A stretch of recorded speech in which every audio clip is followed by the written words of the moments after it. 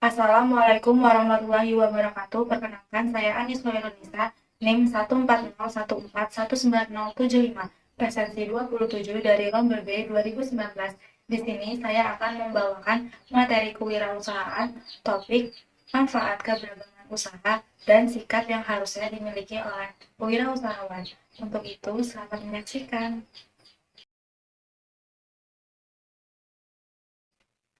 Assalamualaikum warahmatullahi wabarakatuh. Halo anak-anak, apa kabar? Semoga sehat selalu ya. Sebelum dimulainya pembelajaran kali ini, alangkah lebih baiknya kita berdoa dulu. Berdoa akan dipimpin oleh salah satu siswa. Berdoa mulai, berdoa selesai. Oke, baik anak-anak, apakah kalian sudah semangat untuk belajar hari ini? Jangan lupa kalian harus selalu semangat ya dalam menuntut ilmu dan dalam membantu orang tua di rumah. Dan kalian harus tetap menjaga kesehatan, karena kesehatan pada masa pandemi seperti sekarang ini sangat penting. Jangan lupa untuk selalu mematuhi protokol kesehatan dari pemerintah, dari mulai memakai masker, menjaga jarak, menghindari kerumunan, kalau mau keluar hanya penting saja, dan jangan lupa untuk selalu mencuci tangan. Jadi, kalian sudah siap kan untuk belajar sekarang? Jangan lupa juga kalian menyiapkan buku dan alat tulisnya ya anak-anak, agar kalian dapat mencatat hal-hal yang penting yang akan Ibu jelaskan nanti. Nah, anak-anak, pada pertemuan kali ini kita akan mempelajari manfaat keberagaman usaha dan sikap-sikap yang harusnya dimiliki oleh seorang kewirausahawan. Sebelum itu, kita akan mereview materi sebelumnya terlebih dahulu ya anak-anak. Apakah kalian masih ingat pertemuan kemarin kita membahas apa? Ya, benar sekali. Pertemuan kemarin kita sudah membahas pengertian kewirausahaan dan jenis-jenis kewirausahaan. Apakah kalian masih ingat anak-anak? Semoga masih ingat ya. Baik, kita akan mengulangnya sedikit. Pengertian kewirausahaan. Kewirausahaan merupakan kegiatan seseorang yang mempunyai kemampuan dalam menciptakan dan menerapkan pembuatan produk baru dengan meningkatkan efisiensi dan memperoleh keuntungan yang sebesar-besarnya. Adapun berbagai jenis-jenis kewirausahaan diantaranya yaitu di bidang peternakan, bidang pertanian, bidang perikanan, kecantikan, pangan, bidang pakaian, dan masih banyak lagi.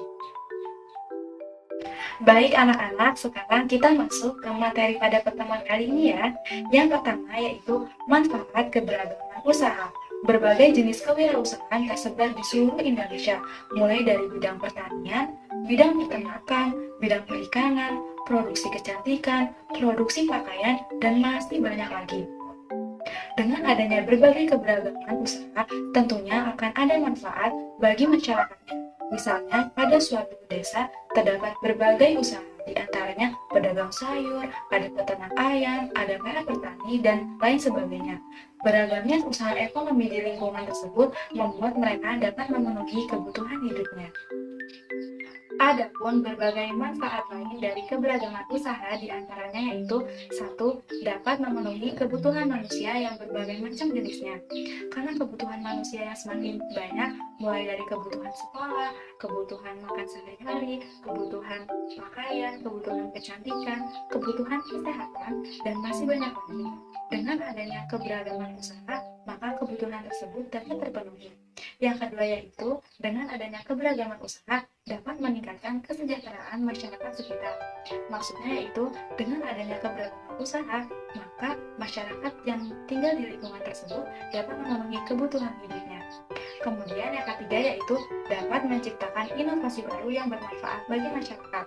Dengan banyaknya berbagai macam keragaman usaha ada di masyarakat, maka akan menciptakan inovasi-inovasi baru untuk mengembangkan usaha agar lebih bermanfaat lagi bagi masyarakat.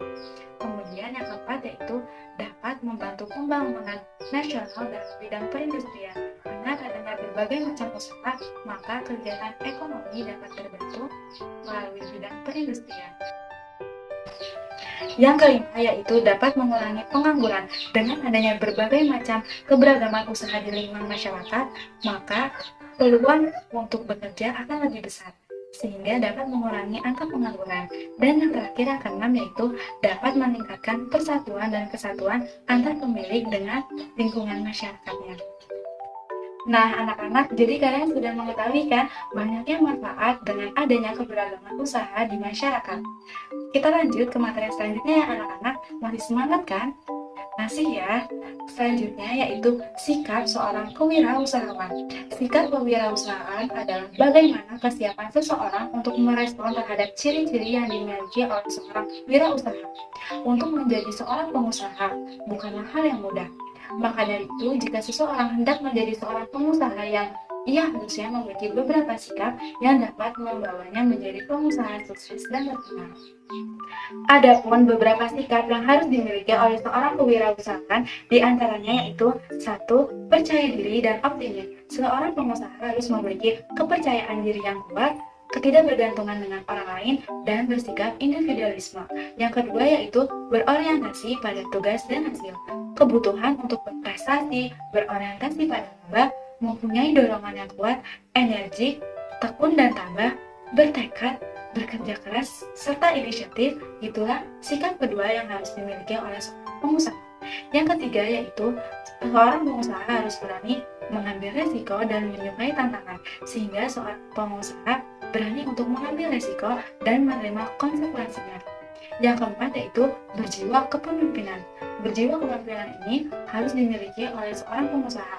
Kemudian, ia juga harus beradaptasi dengan orang lain dan terbuka terhadap saran serta kritik dari orang lain.